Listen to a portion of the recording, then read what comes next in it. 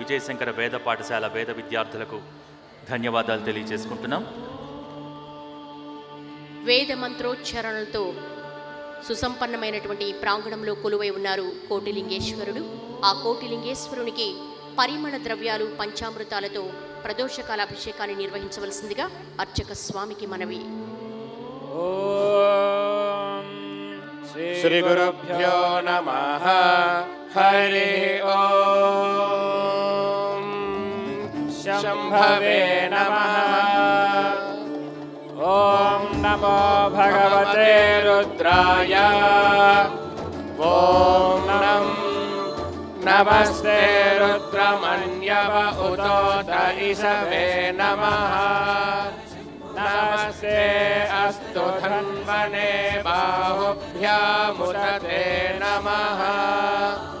యాత ఇషు శివతమా శివం బభూవతే ధనుః.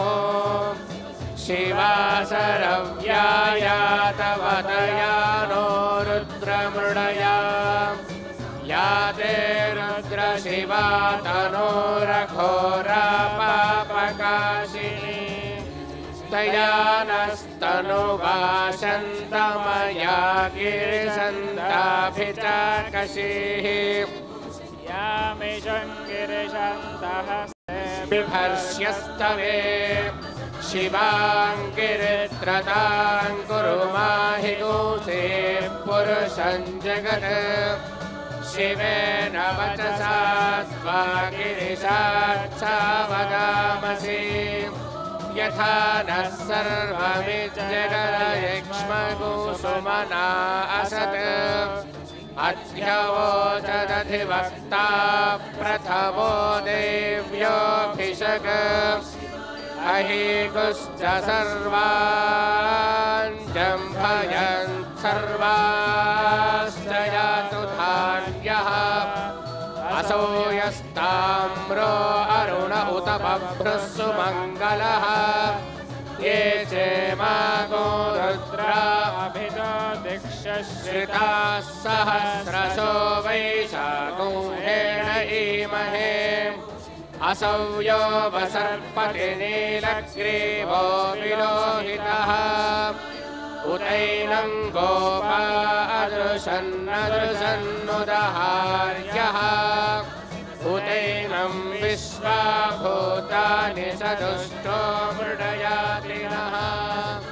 नमो अस्तु नीलग्रीवाय सहस्राक्षाय मेढुषे.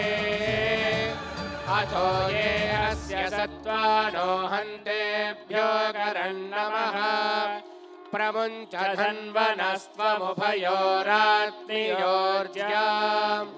याश्च ते हस्त इषवः पराता भगवो वपा. अवदत्यधनुस्वगो सहस्राक्षशते शुधे. निशीर्य